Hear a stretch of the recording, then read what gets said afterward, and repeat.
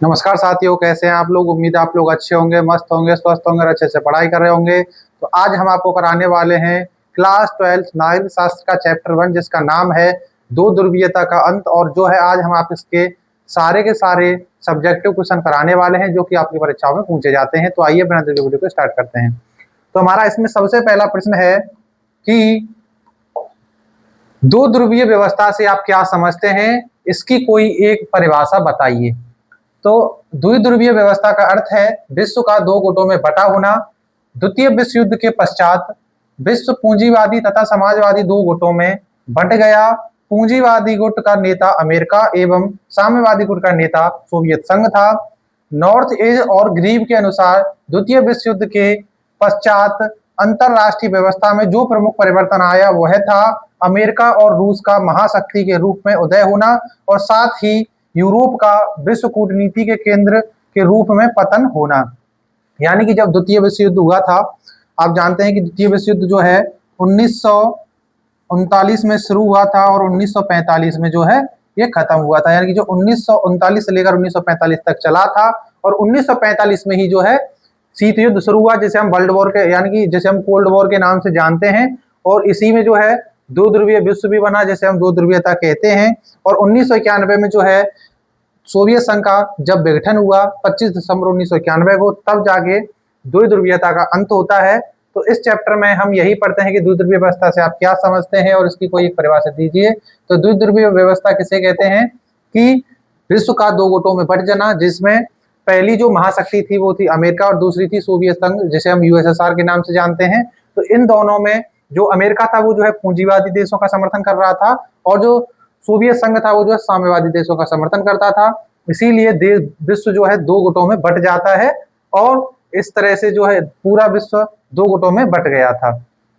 आगे आता है हमारा अगला क्वेश्चन कि द्विध्रुवीय विश्व के पतन से आप क्या समझते हैं। यानी कि जब दो ध्रुवीय विश्व का जो पतन हुआ, यानी कि जो दो ध्रुवीयता का अंत हुआ, तो उसे आप क्या समझते हैं। तो शीत युद्ध के दौरान लगभग संपूर्ण विश्व दो गुटों में बटा हुआ था। एक गुट अमेरिका का था तथा दूसरा गुट सोवियत संघ का था। इसलिए विश्व को द्विध्रुवीय कहा जाता था। परंतु 1991 में सोवियत संघ का विघटन हो जाने के से विश्व का एक ध्रुव समाप्त हो गया और इसी को द्विध्रुवीय विश्व का पतन कहा जाता है। यानी कि जब 1991 में सोवियत संघ, जिसे हम यूएसएसआर कहते हैं, उसका पतन होता है 25 दिसंबर को। 25 दिसंबर 1991 में सोवियत संघ का पतन हो जाता है, जिस कारण पूरे विश्व में सिर्फ और सिर्फ एक महाशक्ति बचती है, जिसे हम अमेरिका के नाम से जानते हैं। और अमेरिका जो है पूंजीवादी देशों का समर्थन करता था और सोवियत संघ जो है वो करता था साम्यवादी देशों का समर्थन। यानी कि साम्यवादी और पूंजीवादी होता क्या है, तो साम्यवादी वो होता है जिसमें सारी चीजों के फैसले सरकार लेती है और पूंजीवादी में निजी स्वामित्व होता है, उसमें जो है सरकार का हस्तक्षेप जो है नामात्र का ही होता है। अब जो हमारा अगला क्वेश्चन आता है वो है शॉक थेरेपी के क्या परिणाम हुए, संक्षिप्त में बताइए। तो ये क्वेश्चन जो है आपसे 5 नंबर और 10 नंबर में पूछा जाता है। वेरी वेरी इंपॉर्टेंट क्वेश्चन है, तो इसे अच्छे से समझना। तो शॉक थेरेपी के परिणाम क्या हुए, संक्षेप में बताइए। तो शॉक थेरेपी का अर्थ होता है चोट पहुंचाकर उपचार करना। यानी कि किसी को भी आघात पहुंचाकर या चोट पहुंचाकर उसका उपचार करना क्या कहलाता है, शॉक थेरेपी कहलाता है। ये आपको याद रखना है क्योंकि ये आपसे काफी बार पूछा भी जाता है। और कम्युनिस्ट पार्टी के शासन के खत्म होने के बाद रूस में कुछ ऐसा ही हुआ। जिस तरह की आर्थिक और राजनीतिक व्यवस्था वहां मौजूद थी, उसके स्थान पर एक नए तरह की व्यवस्था कायम करने की कोशिश की गई। अभी तक रूस की कृषि, भूमि और उद्योग धंधों पर सरकार का नियंत्रण था, जिसे समाजवादी व्यवस्था कहा जाता था। परंतु अब इन्हें निजी नियंत्रण में लाया जा रहा था, जिसे पूंजीवादी व्यवस्था समझा जाता है। इसी प्रकार अभी तक रूस में कम्युनिस्ट पार्टी की तानाशाही विद्यमान थी, पर अब वहां लोकतांत्रिक संस्थाएं कायम करनी थी। इस प्रकार इस तरह से रूसी समाज और इसकी अर्थव्यवस्था की काया पलट की जानी थी, जो भारी उथल पुथल का कारण बनी। इसलिए इसे शॉक थेरेपी कहा जाता है। यानी कि शॉक थेरेपी किसे कहा जाता है, जब हम किसी को चोट पहुंचाकर उसका उपचार करते हैं। आप जानते हैं कि अमेरिका जो है रूस को चोट पहुंचा रहा था, यानी कि यूएसएसआर को चोट पहुंचा रहा था और उसमें जो है उसकी जो देश थे वो भी जो है उससे अलग होने जा रहे थे, क्योंकि सोवियत संघ जो है 15 गणराज्यों से मिलकर बना एक देश था। ये भी आपको याद रखना है, ये जो है 15 गणराज्यों से मिलकर बना था। और धीरे धीरे वो जो है सभी इससे अलग अलग होते गए और इसकी जो है अर्थव्यवस्था चरमरा गई, यानी कि इसकी अर्थव्यवस्था जो है नीचे गिरने लगी। तो इसीलिए ये जो है देश बर्बाद होने लगा और यहाँ पर जो है शॉक थेरेपी का परिणाम ये निकला। अब आगे अब आपका अगला क्वेश्चन आता है कि दूसरी दुनिया के नाम से किसे जाना जाता है। तो दूसरी दुनिया के नाम से किसे जाना जाता है? दूसरी दुनिया के देशों में उन देशों को शामिल किया जाता है जो शीत युद्ध के दौरान सोवियत संघ के नेतृत्व वाले खेमे में शामिल थे। ऐसे देश में सोवियत संघ, पूर्वी Germany, Poland, Romania, Hungary, Bulgaria आदि देश शामिल थे जिन्हें दूसरी दुनिया कहा जाता था। यानी कि आपसे ये क्वेश्चन भी 2 नंबर में पूछा जाता है कि दूसरी दुनिया किसे कहा जाता है या दूसरी दुनिया से आप क्या समझते हैं। तो आपको याद रखना है कि जो सोवियत संघ का संगठन था यूएसएसआर, जिसे हम यूएसएसआर के नाम से जानते हैं, तो उसमें जो है सोवियत संघ, पूर्वी Germany, Poland, Romania, Hungary, Bulgaria आदि देश थे और इसी को जो है क्या कहा जाता है? दूसरी दुनिया कहा जाता है। ये क्वेश्चन भी आपसे 2 नंबर में पूछा जाता है, तो इसीलिए ये भी आपके लिए इंपॉर्टेंट है। अब हमारा जो अगला क्वेश्चन है वो है शॉक थेरेपी के 4 परिणाम लिखिए। तो शॉक थेरेपी के परिणाम क्या हुए? तो अब जो है हम इसके 4 परिणाम निकले हैं। तो सामाजिक सुरक्षा का बिखर जाना। तो शॉक थेरेपी के दौरान जो है सामाजिक सुरक्षा जो है बिखर गई, यानी कि सोवियत संघ का पहला ऐसा देश था जहां नागरिकों को काम का अधिकार दिया गया था, जिसे हम राइट टू वर्क के नाम से जानते हैं, यानी कि right to work, right to work यानी कि काम का अधिकार जो है, यानी कि सोवियत संघ एक ऐसा पहला देश था जहां पर लोगों को क्या दिया गया? राइट टू वर्क दिया गया, यानी कि काम का अधिकार लोगों को दिया गया। नागरिकों को बुढ़ापे और बीमारी की स्थिति में सरकारी सहायता पाने का अधिकार था, यानी उन्हें जो पेंशन दी जाती थी। गरीबों को निःशुल्क चिकित्सा जैसी सुविधाएं उपलब्ध थी, परंतु सामाजिक सुरक्षा का यह घेरा अब टूट चुका था, इसीलिए गरीबी बेहद बढ़ गई और स्वास्थ्य सेवाएं करीब करीब ठप हो गई थी। यानी कि जब वहां की सामाजिक सुरक्षा का बिखराव हुआ तो वहां पर जो है सबसे पहले ये जब वो अच्छा से चल रहा था तो लोगों को जो है काम का अधिकार दिया गया और गरीबों को जो है निःशुल्क शिक्षा, चिकित्सा जैसी सुविधाएं जो है उपलब्ध कराई गई। और लेकिन अब जो है शॉक थेरेपी का जो है वहां पर की जो सुरक्षा थी ये जो है घेरा टूट चुका था, इसीलिए वहां पर जो काफी ज्यादा गरीबी आ गई थी। और जो हमारा अगला पॉइंट है वो है आर्थिक विषमता, यानी कि खेतों और उद्योगों के निजीकरण से आर्थिक विषमताएं भी बहुत बढ़ गई थी। नई आर्थिक व्यवस्था ने रूस को अमीरों और गरीबों के बीच बांट दिया था। भारत तथा अन्य देशों की तरह रूस में इतना बड़ा मध्यम वर्ग अभी नहीं था जो वहां की राजनीति को प्रभावित कर सके। यानी कि वहां पर जो आर्थिक विषमता ऐसे आई कि जो अमीर थे और गरीब थे, यानी कि जो अलग अलग बट गए, जो अमीर थे वो और अमीर होते चले गए और जो गरीब थे वो और गरीब होते हुए चले गए। तो इसीलिए इसमें जो है आर्थिक विषमता भी आई, तो ये भी जो है इसका एक कारण है शॉक थेरेपी का। अब जो आपका इसमें अगला आता है वो है आर्थिक संकट। आर्थिक संकट तो सामूहिक कृषि फर्मों को निजी फर्म में बदला जाना और सरकारी कारखानों को निजी क्षेत्र में लाया जाना कोई आसान काम नहीं था, इसीलिए बोरिस येल्त्सिन का कार्यकाल बहुत संकटपूर्ण बना रहा। राष्ट्रपति येल्त्सिन और अन्य उच्च अधिकारियों के सगे संबंधियों ने सरकारी कारखानों और कृषि फर्मों को सस्ते दामों पर खरीद लिया, क्योंकि कारखानों की बिक्री कीमतें बहुत कम थी, इसलिए इसे इतिहास की सबसे बड़ी गहरा सेल के नाम से भी जाना जाता है। यानी कि वहां पर जो है आर्थिक विषमता इतनी आई, यानी कि वहां पर जो आर्थिक संकट इतना आया कि वहां के जो कारखाने थे, वहां की फैक्ट्रियां जो थी, उनको जो है सस्ते दामों में बेचा गया और इसीलिए इसको जो है इतिहास की सबसे बड़ी गैराज सेल के नाम से भी जाना जाता है। तो ये आपके लिए इंपॉर्टेंट है, इसीलिए इसको भी आपको अच्छे से याद रखना है। अब आगे आता है मुद्रास्फीति। तो वहां पर जो मुद्रास्फीति भी काफी बढ़ी, क्योंकि जो यूएसएसआर की मुद्रा थी रूबल, उसमें जो है गिरावट आती है। तो रूस में ऐसे लोगों का अभाव था जो निजी कंपनियों को कुशलता पूर्वक चला सकें, उसके पास उसे तरह की प्रबंधकीय निपुणता ही नहीं थी। यानी कि उनके पास जो है ऐसी कोई प्रबंधकीय निपुणता नहीं थी कि वो जो है निजी कंपनियों को चला सकें कुशलता पूर्वक। और परिणाम यह हुआ कि मुद्रास्फीति इतनी बढ़ गई कि रूसी मुद्रा रूबल का मूल्य काफी नीचे गिर गया।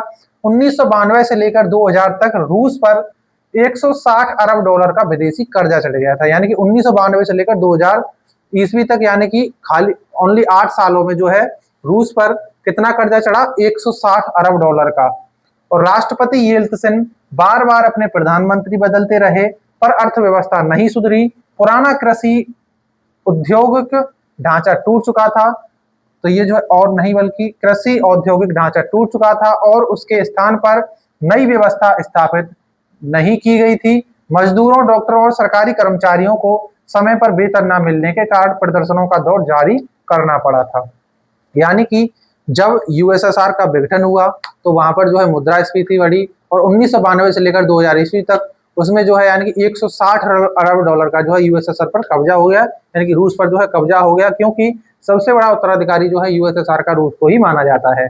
और इस पर जो है विदेशी कर्जा चढ़ गया। लोग जो डॉक्टर थे, मजदूर थे, सरकारी कर्मचारी थे, जिन्हें हम मिडिल क्लास के नाम से जानते हैं, मध्यम वर्ग के नाम से जानते हैं, उनको जो है सही समय पर वेतन नहीं मिला, इसलिए उन्होंने जो है वहां पर प्रदर्शनों का दौर जारी कर दिया, यानी कि उन्होंने जो है प्रोटेस्ट चालू कर दिया। तो ये भी इसका एक मुख्य परिणाम है। अब आगे आता है सोवियत प्रणाली क्या थी, सोवियत संघ के विघटन के क्या कारण थे, यानी कि सोवियत प्रणाली क्या थी। तो सबसे पहले हम देखेंगे सोवियत प्रणाली। तो सोवियत प्रणाली सोवियत संघ की राजनीतिक और प्रशासनिक व्यवस्था थी। यह समाजवादी और साम्यवादी विचारधाराओं पर आधारित थी। सोवियत प्रणाली का मकसद समता मूलक समाज बनाना था। इस प्रणाली में पूंजीवाद और निजी संपत्ति का खात्मा किया गया था। सोवियत संघ में एकमात्र राजनीतिक पार्टी कम्युनिस्ट पार्टी थी। तो ये पार्टी ऐसी थी, इसी में जो है यानी कि सभी इसी के कर्मचारी थे जो अपनी शक्तियों का भी गलत फायदा उठाते थे। और इसकी अर्थव्यवस्था पूरी तरह से केंद्रीयकृत थी, नियोजित थी और सोवियत संघ के पास जमीन और उत्पादक संपत्ति का स्वामित्व और नियंत्रण था। यहाँ सभी नागरिकों के लिए न्यूनतम जीवन स्तर सुनिश्चित किया गया था। सरकार ने स्वास्थ्य, शिक्षा, बच्चे की देखभाल और अन्य कल्याणकारी योजनाओं पर जोर दिया था। यानी कि वहाँ की जो सोवियत प्रणाली थी वो कैसी थी, तो सोवियत संघ की जो प्रणाली थी वो थी एक राजनीतिक और प्रशासनिक व्यवस्था थी। ये जो है समाजवादी और साम्यवादी विचारधारा पर आधारित थी। तो यही जो है इसकी क्या थी, सोवियत प्रणाली। और इसमें जो है इसका एक मकसद था समता मूलक समाज को बनाना और इसमें जो है पूंजीवाद को खत्म करना, निजी संपत्ति का खत्म करना। और सोवियत संघ में एकमात्र राजनीतिक पार्टी थी, यानी कि कोई दूसरी पार्टी थी नहीं, ओनली वहां पर जो है कम्युनिस्ट पार्टी थी जो कि अकेले ही उस पर शासन किया करती थी। और इसकी अर्थव्यवस्था पूरी तरह से केंद्रीकृत और नियोजित थी, यानी कि जो इसकी अर्थव्यवस्था थी वो जो है पूरी तरह से सरकार के हाथों में थी। यानी कि वहां के जो बड़े बड़े कारखाने थे, जो भी चीज फैक्ट्रियां थी, वो सभी क्या उन चलाता था, सरकार चलाती थी। और सोवियत संघ के पास जमीन और उत्पादक संपत्ति का स्वामित्व और नियंत्रण था। यहाँ सभी नागरिकों के लिए न्यूनतम जीवन स्तर सुनिश्चित किया गया और सरकार ने स्वास्थ्य, शिक्षा, बच्चों की देखभाल और अन्य कल्याणकारी योजनाएं भी चलाई थी। तो ये थी यहाँ की सोवियत प्रणाली। अब हम इसमें देखेंगे सोवियत संघ के विघटन के क्या कारण हुए थे। तो इसमें आते हैं कि सोवियत संघ के विघटन के निम्नलिखित कारण हैं। तो आर्थिक कमजोरी सबसे पहला जो कारण बनता है। आप जानते हैं किसी भी चीज का हो तो उसमें आर्थिक कमजोरी ही होती है, क्योंकि जब भी आपके पास पैसा नहीं होता है, धन नहीं होता है, तो सबसे पहले व्यक्ति उसी में जो है गिर जाता है। तो सोवियत संघ की अर्थव्यवस्था कमजोर हो गई थी। उपभोक्ता वस्तुओं की कमी से नागरिकों में असंतोष बढ़ गया था। दूसरा कारण है राजनीतिक हट, यानी कि सोवियत संघ में कम्युनिस्ट पार्टी ने 70 सालों तक शासन किया और जनता के प्रति जवाबदेही नहीं थी। और तीसरा कारण है राष्ट्रवाद, सोवियत संघ के राज्यों में राष्ट्रवाद की भावनाएं उभरने लगी थी। तो सबसे पहला कारण आया क्या, आर्थिक कमजोरी। तो आर्थिक कमजोरी क्या थी कि वहां की जो अर्थव्यवस्था थी या जीडीपी थी वो जो है नीचे गिर गई और इसीलिए जो है नागरिकों में जो है असंतोष बढ़ गया। तो इसीलिए उन्होंने जो है प्रोटेस्ट किया, इस कारण जो है वहां का क्या हुआ, विघटन हुआ। दूसरा आता है राजनीतिक हट। तो वहां पर जो एक पार्टी थी जिसका नाम था कम्युनिस्ट पार्टी, जो कि 70 सालों से उस देश पर शासन कर रही थी और वो जो है लोगों को कोई भी जवाब नहीं देती थी, मीडिया पर सेंसरशिप लगी हुई थी, लोग जो है सरकार से कुछ भी पूछने का अधिकार नहीं रखते थे और वहां के जो नेता थे, बड़े अफसर हुआ करते थे, तो वो जो है सिर्फ और सिर्फ अपनी मनमानी किया करते थे, जिस कारण लोगों में जो है असंतोष पैदा होता है। आगे आता है राष्ट्रवाद। तो वहां के कुछ जो आप जानते हैं कि यूएसएसआर जो है, यानी कि यूएसएसआर जो है 15 देशों से मिलकर बनाया गया था और इसीलिए उन देशों के सभी लोगों ने जो है प्रोटेस्ट किया, उनमें जो है राष्ट्रवाद की भावनाएं जागने लगी। तो उन्होंने जो है आजाद होने के लिए प्रोटेस्ट शुरू कर दिया, जिसे हम आंदोलन कहते हैं, जिस कारण इसका विघटन हुआ। आगे आता है अमेरिका के साथ हथियारों की दौड़ या हथियारों की होड़।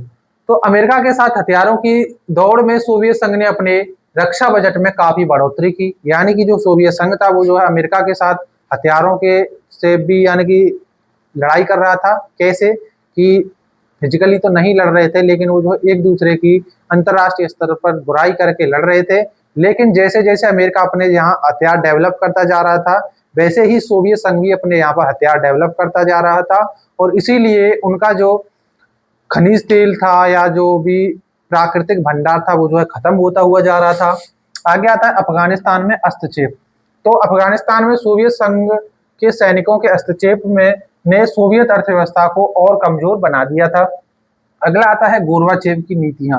तो जो मिखाइल गोरबाचेव थे, उन्होंने जो है दो राजनीतिक और आर्थिक सुधारों की शुरुआत की, जिससे छोटे राष्ट्रीयताओं में आर्थिक संकट और राजनीतिक लामबंदी बढ़ी थी। उन्होंने जो है दो नीतियां चलाई थी, एक का नाम है ग्लासनोस्ट और दूसरी का नाम है पेरेस्ट्रोइका, जो कि हम अभी आपको आगे पढ़ाने वाले हैं। तो उनके बारे में भी, तो ये भी जो है क्या थे, इसके विघटन के कारण थे।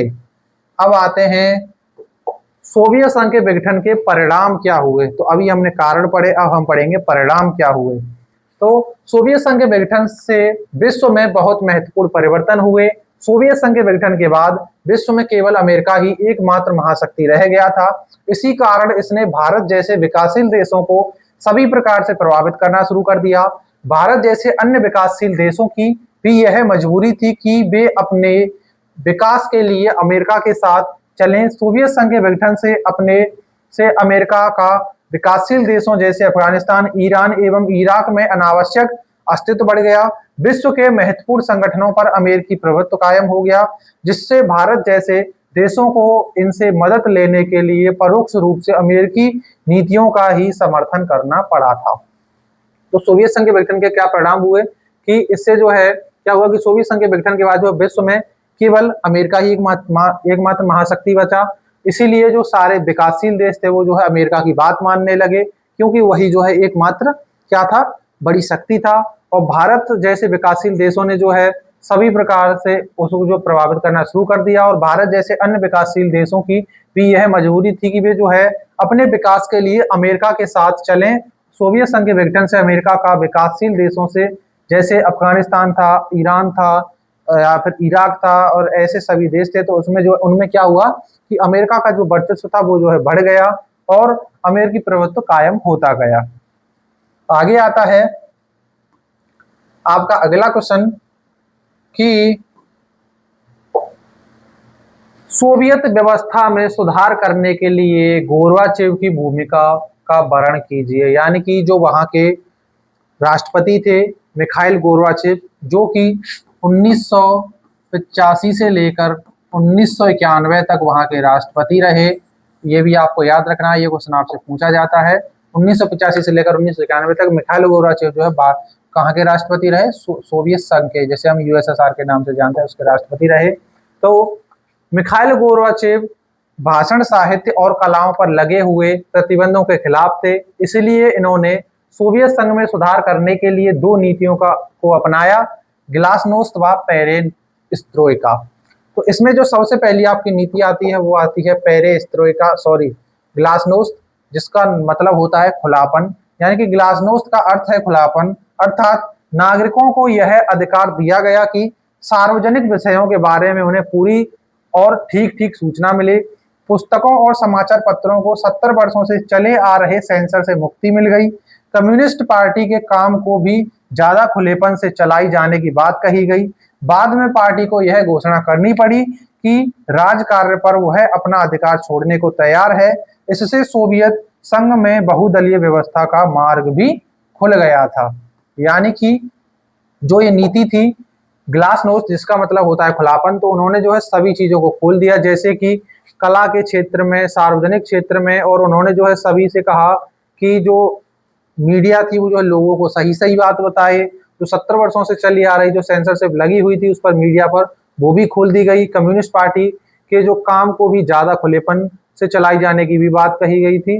और बाद में पार्टी ने यह घोषणा की थी कि वो जो है राजकार पर भी अपना अधिकार छोड़ने को तैयार है। यानी कि वहां पर जो कोई दूसरी पार्टी भी बनाई जा सकती है, और जिससे कि उसमें क्या होगा, वोटिंग होगी, जिसे हम चुनाव कहते हैं, चुनाव भी होगा। तो वहां पर जो है, लेकिन वहां के जो कुछ नेता थे उनको जो ये पसंद नहीं आया, तो उन्होंने भी जो है विरोध किया था। अब जो अगली उनकी नीति थी उसका नाम है पेरेस्ट्रोइका, जिसका मतलब होता है पुनर्रचना, यानी कि दोबारा से निर्माण करना। तो पेरेस्ट्रोइका का अर्थ होता है पुनर्रचना। इसके अंतर्गत राजनीतिक, आर्थिक और प्रशासनिक सुधारों पर बल दिया गया। औद्योगिक संस्थानों और व्यापारिक यूनिटों में प्रतियोगिता को प्रोत्साहन दिया गया। अब अर्थव्यवस्था के निजीकरण की चर्चा भी सुनने को मिलती थी। अब यूरोप के अन्य कम्युनिस्ट देश में भी एक भूचाल सा नजर आ रहा था। 1989 में संपन्न चुनावों में पोलैंड की कम्युनिस्ट पार्टी को भारी पराजय का सामना करना पड़ा। इसी वर्ष हंगरी में भी कम्युनिस्ट पार्टी का तख्तापलट हो गया। 1990 में रोमानिया लोकतंत्र की ओर आगे बढ़ा, और 1989 से 1990 की क्रांतियां यूरोपीय देशों में कम्युनिस्ट शासन का अंत देख चुकी थी। तो ये थी वहां क्या, पेरेस्ट्रोइका यानी पुनर्रचना, यानी कि वहां की जो कम्युनिस्ट पार्टी थी वो जो है हारती गई, रोमानिया में भी हारी, और आपके जो है हंगरी में भी हार गई, पोलैंड में भी हार गई, और उसमें जो है तख्ता पलट भी हो गया था। तो ये थी उसकी पेरेस्ट्रोइका। अब जो हमारा अगला क्वेश्चन आता है वो है, सोवियत प्रणाली क्या थी, सोवियत संघ का विघटन किन परिस्थितियों में हुआ था। तो अभी आपने पढ़ा था कि सोवियत प्रणाली यानी कि रूस में 1917 की समाजवादी क्रांति के बाद सोवियत संघ गणराज्य का गठन हुआ, जिसका उद्देश्य एक समाजवादी या समता मूलक समाज की स्थापना करना था। इस समाज में पूंजीवादी और निजी संपत्ति को समाप्त करना, समानता के आधार पर एक नए समाज का निर्माण करना था। इसी प्रणाली को सोवियत प्रणाली कहा जाता है। तो यानी कि सोवियत प्रणाली क्या कहा जाता है कि 1917 में जब रूस की में एक क्रांति हुई थी, 1917 में होती है क्रांति, 1917 में एक क्रांति होती है यूएसएसआर में, और तभी जाकर जो है 15 गणराज्यों को मिलाकर एक देश बनता है। 15 गणराज्यों को मिलाकर जो है एक पूरा संगठन बनाया जाता है, जैसे हम यूएसएसआर के नाम से जानते हैं, और वहीं से इसकी शुरुआत होती है। लेकिन 1991 में इसका विघटन भी हो जाता है।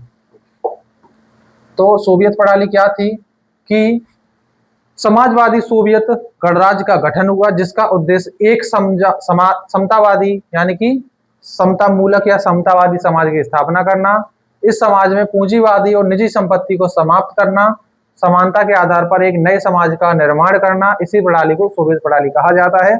अगर आपको इसको सीधे सीधे शब्दों में देखें तो आपको बस इतना लिखना है कि सोवियत प्रणाली उसे कहते हैं जहां पर समाजवादी समाज की स्थापना करना हो, और उसमें जो है पूंजीवादी और निजी संपत्ति को समाप्त करके एक समानता के आधार पर एक नए समाज की स्थापना करना सोवियत प्रणाली कहलाता है। अब हमारा जो अगला क्वेश्चन है वो है, सोवियत व्यवस्था की मुख्य विशेषताएं बताइए, इसकी प्रमुख विशेषताओं का उल्लेख कीजिए। तो सोवियत व्यवस्था का आशय क्या है कि सोवियत व्यवस्था से आशय समाजवाद एवं समता मूलक समाज के आदर्शों पर आधारित साम्यवादी शासन व्यवस्था से है। इस व्यवस्था को वर्ष 1917 में रूस की साम्यवादी उत्पत्ति के बाद अपनाया गया या क्रांति के बाद अपनाया गया। सोवियत संघ बहुराष्ट्रीय राज्य था, जिसमें 60 से अधिक राष्ट्रीय समुदायों के लोग रहते थे। सोवियत संघ के पास प्राकृतिक गैस, बॉक्साइट, लोहा एवं कोयले के विशाल भंडार थे। यानी कि जो यूएसएसआर बना था 1917 में यूएसएसआर बना, जब क्योंकि वहां पर एक क्रांति हुई, उसके बाद जो है यूएसएसआर बना, जिसमें 60 से भी अधिक देशों के लोग रहा करते थे। यानी कि ये एक इतना बड़ा देश था जहां पर 60 से भी अधिक लोगों के जो देशों के लोग रहते थे, और इनके पास जो है काफी ज्यादा प्राकृतिक भंडार भी थे, जैसे कि गैसें, बॉक्साइट, लोहा, इस्पात और तेल भंडार भी उनके पास काफी ज्यादा था।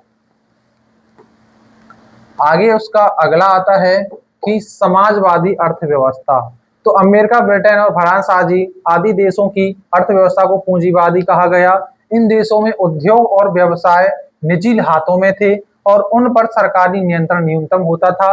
परंतु रूसी क्रांति के नेता लेनिन, स्टालिन आदि समाजवाद से आस्था रखते थे। इसीलिए सोवियत संघ में उत्पादन और वितरण के कारण यानी कि साधनों, कारखानों, खनिज पदार्थ, भूमि, बैंकों और परिवहन के साधनों पर राज्य का नियंत्रण कायम किया गया था। यानी कि समाजवादी अर्थव्यवस्था में क्या होता है कि उस पर जो है सरकार का हस्तक्षेप होता है, लोगों का नहीं होता है, उसमें निजी स्वामित्व नहीं होता है। लेकिन जो अमेरिका था उसमें जो है पूंजीवाद को अपनाया गया था, जहाँ पर निजी स्वामित्व था, लोग जो है अपनी मर्जी से कुछ भी खरीद सकते थे, ले सकते थे, बेच सकते थे, और वो जो है अपनी ही निजी फैक्ट्रियां या कारखाने भी चला सकते थे।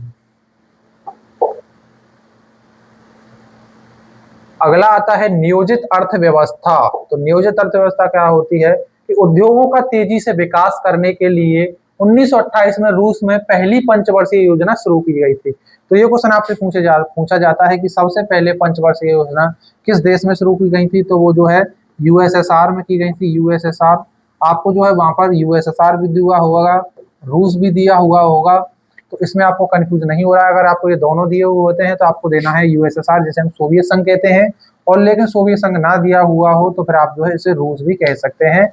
और इसकी जो पहले 5 ईयर प्लान, जैसे हम 5 ईयर प्लान, ये जो है मैंने शॉर्ट में लिख दिया है 5 ईयर प्लान, सबसे पहले जो है रूस में शुरू हुआ, जो कि कब शुरू हुए थे, 1928 में 5 ईयर प्लान सबसे पहले शुरू हुए थे। फिर उसके बाद जो है भारत में भी 5 ईयर प्लान को अपनाया गया, जिसमें पहली पंचवर्षीय योजना 1951 से लेकर 1956 तक चली थी। ये भी आपको याद रखना है, क्योंकि ये भी आपसे पूछा जाता है कि भारत में पहली पंचवर्षीय योजना का कार्यकाल कब से कब तक रहा था। ये हम जो है आपको आगे भी पढ़ाएंगे, तो इसमें आपको कोई दिक्कत नहीं होगी। तो औद्योगों का तेजी से विकास करने के लिए 1928 में रूस में पहली पंचवर्षीय योजना शुरू की गई। नियोजित अर्थव्यवस्था में सरकारी यह तय करती थी, यानी कि ये जो है सरकार, नियोजित अर्थव्यवस्था में सरकार यह तय करती थी कि किन वस्तुओं का उत्पादन हो, कैसे हो और कितना हो। तो यानी कि जो नियोजित अर्थव्यवस्था होती है उसमें सबसे पहले, या नियोजित अर्थव्यवस्था हो, पूंजीवादी अर्थव्यवस्था हो, कोई सी भी अर्थव्यवस्था हो, सबसे पहले यही अनुमान लगाया जाता है कि कैसे उत्पादन हो, किन वस्तुओं का उत्पादन हो और किन के लिए उत्पादन हो। तो ये जो है काफी ज्यादा इंपॉर्टेंट होता है। और बाद में और भी कई योजनाएं बनी। साधारण वस्तुओं से लेकर बड़ी बड़ी चीजों के उत्पादन का निर्णय सरकार करती थी, लेकिन अमेरिका जैसे देशों में निजी अर्थव्यवस्था की स्वतंत्रता है, तो वहां आर्थिक क्रियाएं राज्य द्वारा निर्देशित नहीं होती थी, बल्कि वहां पर जो है निजी हाथों में ही ये सब काम हुआ करता था। अब जो अगला आता है वो है जीवन स्तर।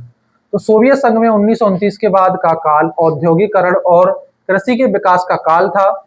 धीरे धीरे लोगों का जीवन स्तर ऊंचा उठता गया। राज्य की ओर से उनके लिए आवास, शिक्षा, स्वास्थ्य व पेंशन आदि की व्यवस्था की गई। सोवियत संघ रूस पहला ऐसा देश था जहां नागरिकों को काम का अधिकार, जैसे हम राइट टू वर्क के नाम से जानते हैं इंग्लिश में, प्रदान किया गया। बुढ़ापे या बीमारी की स्थिति में उन्हें राज्य की ओर से राहत प्रदान की जाती थी। काम के अधिकार की जो गारंटी दी गई थी, उसे बेरोजगारी समाप्त हो गई थी। यानी कि वहां पर जो है जीवन स्तर में काफी सुधार हुआ। 1929 में जो है वहां पर जो काल था, वो जो औद्योगिकरण और कृषि के विकास का काल था। वहां के लोगों का स्तर जो है ऊंचा उठता गया था। वहां पर जो है आवास, शिक्षा, स्वास्थ्य व पेंशन आदि की भी जो है योजनाएं चलाई गई। सोवियत संघ में जो है नागरिकों को काम का अधिकार दिया गया, और बुढ़ापे और बीमारी की स्थिति में उन्हें जो है पेंशन भी दी जाती थी। तो ये था इसका। अब जो हमारा अगला आता है क्वेश्चन, वो है सोवियत संघ के विघटन के परिणामों का उल्लेख कीजिए। तो सोवियत संघ के विघटन के निम्नलिखित परिणाम हैं, जिनमें सबसे पहला आता है नए देशों का उदय। यानी कि सोवियत संघ से अलग हो जाने वाले गणराज्य संयुक्त राष्ट्र संघ के सदस्य बने। इससे संयुक्त राष्ट्र संघ की सदस्यता संख्या में बढ़ोतरी हुई।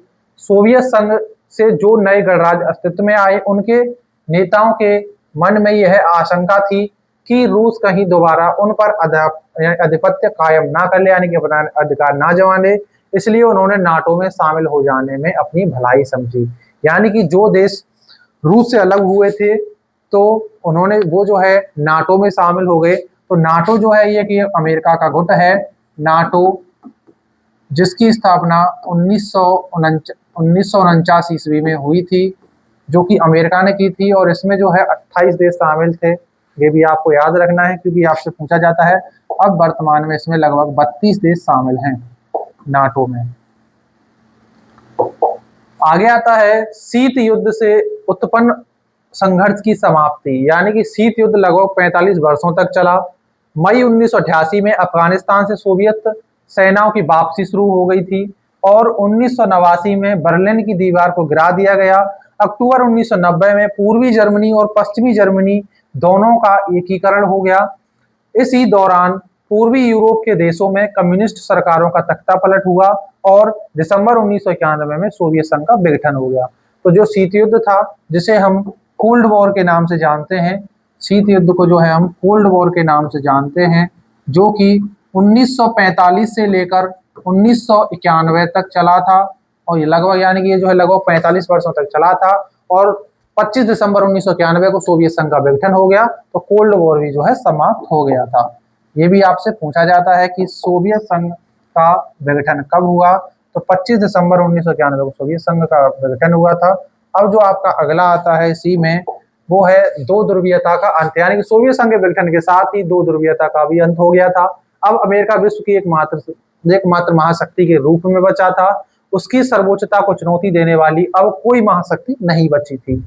इसलिए विश्व राजनीति को संचालित और नियंत्रित करने में उसकी प्रभावशाली भूमिका बन गई। विश्व बैंक, अंतर्राष्ट्रीय मुद्रा कोष, विश्व व्यापार संगठन जैसी संस्था का इस्तेमाल अमेरिका और अन्य विकसित देशों के द्वारा उन नीतियों को लागू करने के लिए किया गया जो उनके हितों की ही रक्षा करती थी। यानी कि जब दो ध्रुवीयता का अंत हुआ तो पूरे विश्व में एकमात्र महाशक्ति बचा था अमेरिका, और अब जो है उसको कोई टक्कर देने वाला था नहीं। तो उन्होंने जो है वर्ल्ड बैंक, अंतर्राष्ट्रीय मुद्रा कोष जैसे हम IMF के नाम से जानते हैं, विश्व व्यापार संगठन WTO के नाम से जानते हैं, तो ऐसी संस्थाओं का जो है उन्होंने इस्तेमाल किया जो कि उनकी नीतियों के ही लिए लागू होता था और उनकी जो विकास और रक्षा में जो है काफी ज्यादा महत्वपूर्ण योगदान रहा। आगे आता है एक विचारधारा को आघात, यानी शीत युद्ध केवल दो महाशक्ति या शक्तिशाली राष्ट्रों के मध्य नहीं था, बल्कि यह दो विचारधाराओं के मध्य था। एक विचारधारा पूंजीवादी व दूसरी विचारधारा साम्यवादी थी। सोवियत संघ के पतन ने तृतीय विश्व में साम्यवादी विचारधारा के प्रचार व प्रसार को गहरा आघात पहुंचा। अब केवल जनवादी या साम्यवादी चीन, उत्तर कोरिया, वियतनाम व क्यूबा साम्यवादी देश रह गए थे। यानी कि जो जब एक विचारधाराओं की यानी कि दो विचारधाराओं की लड़ाई थी सोवियत संघ और अमेरिका में, तो इसमें क्या हुआ कि जो अमेरिका था वो जो पूंजीवादी गुट का क्या था विचारधारा का समर्थन कर रहा था, और जो रूस था वो जो है यानी कि जो USSR था वो क्या कर रहा था, वो जो है साम्यवादी विचारधारा का समर्थन कर रहा था। लेकिन जैसे ही 1991 में सोवियत संघ का विघटन हुआ तो साम्यवादी अर्थव्यवस्था को जो है काफी ज्यादा नुकसान पहुंचा, और इसमें क्या हुआ कि जो सारे देश थे वो जो है अब पूंजीवादी अर्थव्यवस्था को अपना रहे थे, लेकिन फिर भी इस अर्थव्यवस्था में चीन, उत्तर कोरिया, वियतनाम और क्यूबा जो है थे जो कि साम्यवादी अर्थव्यवस्था को ही अभी भी चला रहे थे। आगे आता है तेल भंडार और अमेरिका का प्रभाव। तो सोवियत संघ के विघटन का एक परिणाम यह भी देखा गया कि विश्व में दूसरे शक्तिशाली गुटों पर जो दबाव बना हुआ था वह पूरी तरह से समाप्त हो गया, और इस कारण अमेरिका ने प्रत्येक क्षेत्र में अपना वर्चस्व स्थापित करना प्रारंभ कर दिया। सोवियत संघ के विघटन के पश्चात मध्य पूर्व के तेल भंडारों पर अमेरिका ने अपना प्रभुत्व स्थापित कर लिया था। तो यह भी जो है उसके विघटन का एक कारण था। तो अब ये चैप्टर जो है आपका यहीं समाप्त हो चुका है। अगर आपको ये चैप्टर अच्छे से समझ में आया हो तो प्लीज वीडियो को लाइक कर देना। अगर चैनल पर नए हो तो चैनल को जरूर सब्सक्राइब कर लेना। और आपको एक बात याद रखनी है कि आपके इसमें से लगभग 15 नंबर में क्वेश्चन पूछे जाते हैं, ये आपको याद रखना है। एक आपका शौक थेरेपी के परिणाम, और दूसरा आपसे पूछा जाता है सोवियत संघ के विघटन के परिणाम क्या हुए, ये भी आपसे पूछा जाता है। और दूसरी दुनिया किसे कहा जाता है, ये क्वेश्चन भी आपसे पूछा जाता है। तो आपको ये 3 मोस्ट इंपोर्टेंट क्वेश्चन जरूर याद रखने हैं, इसीलिए हम आपको बता रहे हैं ताकि आपकी अच्छे से तैयारी रहे। और ऐसे ही अपनी तैयारी को बेहतर बनाने के लिए बने रहिए हमारे इस चैनल पर। चैनल को जरूर सब्सक्राइब कर लेना और बेल आइकन जरूर दबा देना ताकि हमारी हर वीडियो का नोटिफिकेशन आपके पास पहुंचता रहे। मिलते हैं अगली वीडियो में, तब तक के लिए जय हिंद, वंदे मातरम।